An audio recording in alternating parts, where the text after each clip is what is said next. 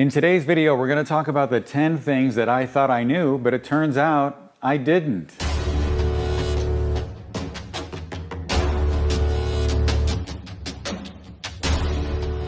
Thank you guys so much for watching today. If you're not already subscribed to the channel, please go ahead and press subscribe and sign up for the bell. And also, if everybody could please give me a thumbs up, I would really appreciate it. And if you like learning from me in these videos, you might also like learning from me on my exclusive online learning platform, The Academy with John Gress, where you'll find several videos that are only on The Academy.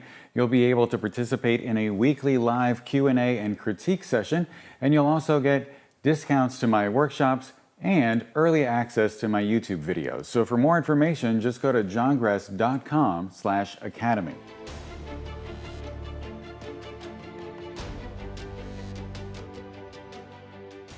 So the first misconception that I want to talk about today is what I like to just call F11.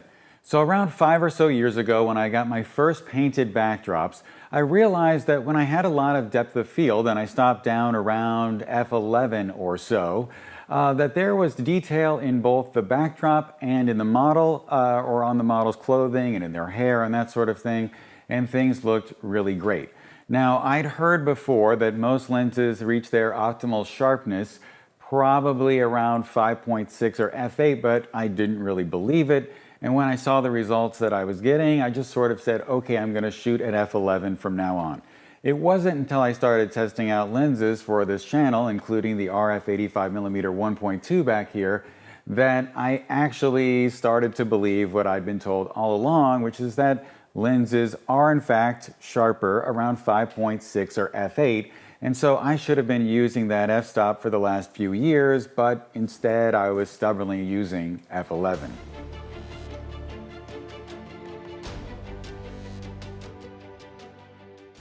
Number 2.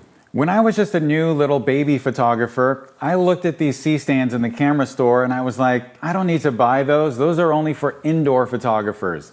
And I'm an outdoor photographer or a location photographer. And of course, I didn't buy one and I was being very stubborn. And one day I actually bought a boom to use. And then I put it on top of my aluminum stand. And the very first thing that happened was that stand started to bow and almost get ready to tip over. And in fact, one day it did tip over, breaking the light and of course bending the stand as well. And that's sort of the day when I realized that I needed to own a C-stand. And now today I own about 4 C-stands, and I also use several rolling stands that are far bigger and more formidable in my studio. But the one thing that I should have realized back then that I definitely know now is that you can take a C-stand on location, especially if it has a detachable turtle base. And in fact, if you are going to boom anything whatsoever, you shouldn't be using a kit stand, you should be using a C-stand.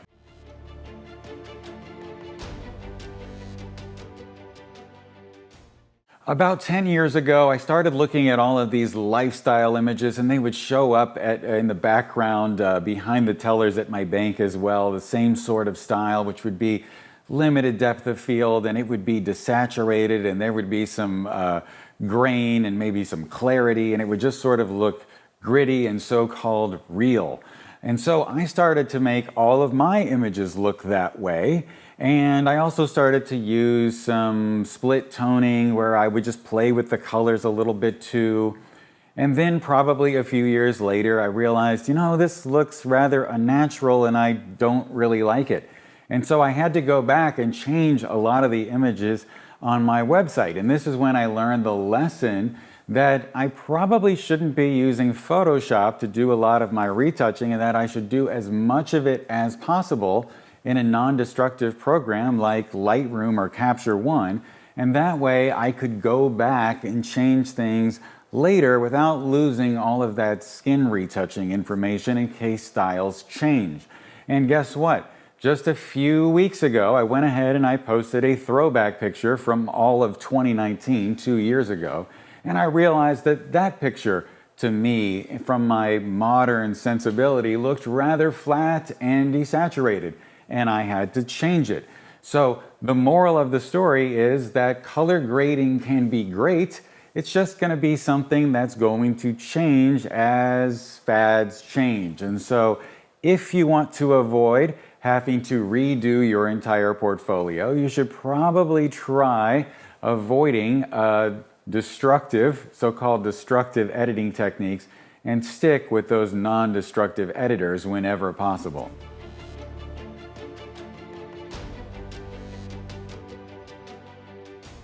Number 4.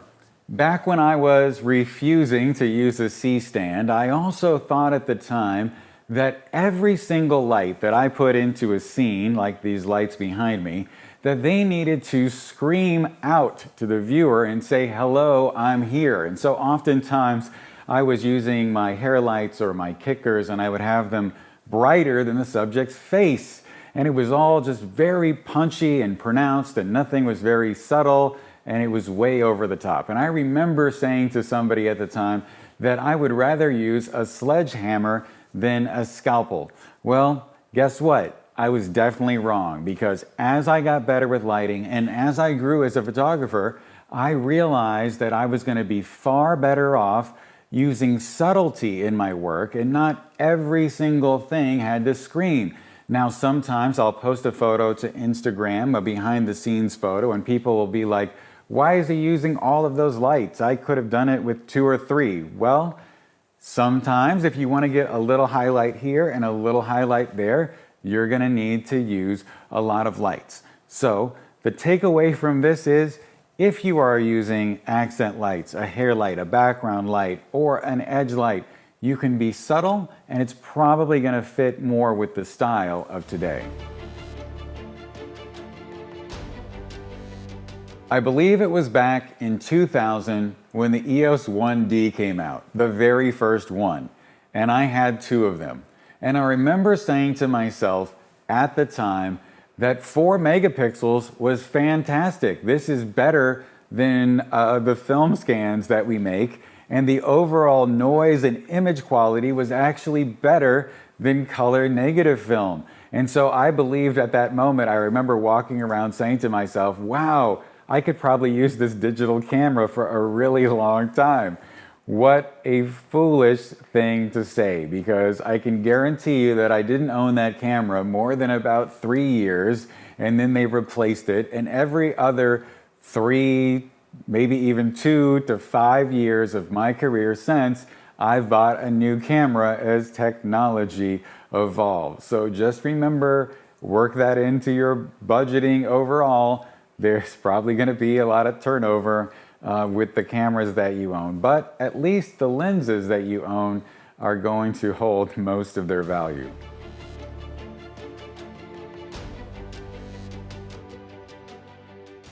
Back in 2008, I started doing test shoots with models in order to learn lighting.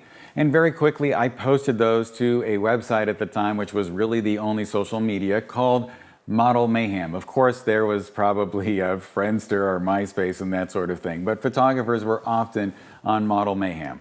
And I noticed very quickly that I would get a lot more attention if there was a lot more skin in the images, and so I just sort of went along with it.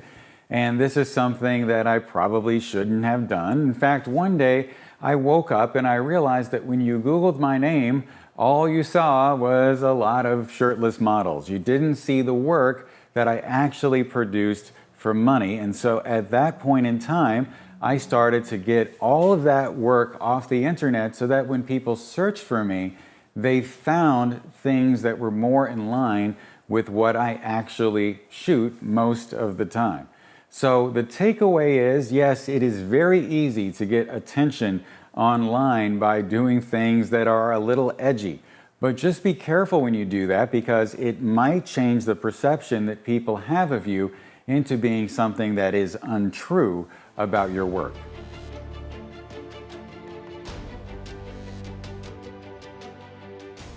So around the period of time that I was scrubbing certain model photos off the internet, I stopped testing with models and I started spending more time figuring out video. But the problem is that my lighting skills got a lot better when I started testing with the models, and then they just sort of flatlined for a period of time when I wasn't doing it. And then around 2015, my friend talked me into getting back on Instagram, and I ran out of content. And so I had to start producing more content, which meant that I ended up testing with models again. And very quickly, my lighting went from, before I was testing with the models back in 2008 or so, and I was just doing business people, I was, okay. And then I got to be better, and then I stopped testing with models. But then once I joined Instagram, my skills went way up yet again. And so if you can, I would really suggest that you spend 1 to 3 shoots, 4 shoots a month, just testing out lighting and ideas that you have. It will make you a lot happier as an artist, and it will also improve your work along the way.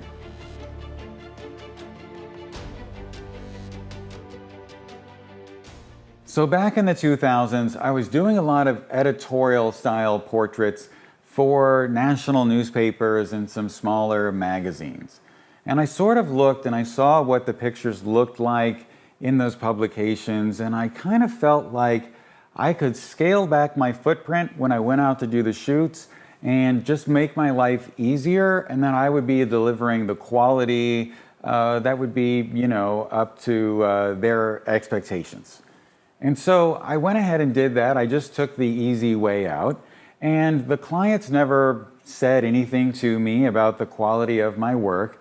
But then about a few years later, I went to go update my portfolio, specifically in this area of editorial portraits, and I realized that I didn't really have a lot to add and that my work had stagnated because I didn't do my best work. I just sort of did a carbon copy of what I'd been doing a few years earlier. And so what I learned from this experience was that I should have taken out as much gear as I wanted to. I should have done the most elaborate shoots that I wanted to do, that I had time to do, and that I could do, reasonably. Because that way I would have pushed the envelope and produced better work, and I would have had better portfolio images, regardless of what expectations were or regardless of what the other photographers were doing. So at the end of the day, just do you and do your best work, because you and your portfolio will probably be happier. I started off my career as a photojournalist in the 90s, and back then I was still shooting film. And somehow I got it into my head at some point that in order to be a serious photographer, and I was putting this into my 20-year-old head, keep in mind, that in order to be a serious photographer, I needed to own a Leica. And so I went out and I bought a Leica M4P, it shoots film, and a couple of lenses. But the problem is that when you were going out on assignments at that time, the idea that you would be potentially having a camera that was just there to shoot manual focus and was going to need you to use another roll of film was kind of a bit of a deterrent. And so I didn't really use it that much. Also, I probably wasn't that great at manual focusing, and that was a deterrent as well. And so even though I had this really expensive camera, which the other photographers I knew referred to as a necktie or a necklace, it just wasn't really necessary, and so I sold it.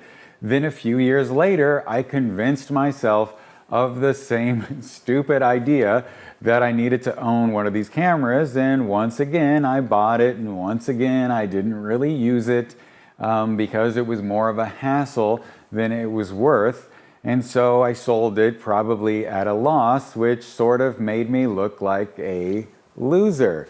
Well, my friend the other day said that this was the international sign that Leica owners give each other when they say hello.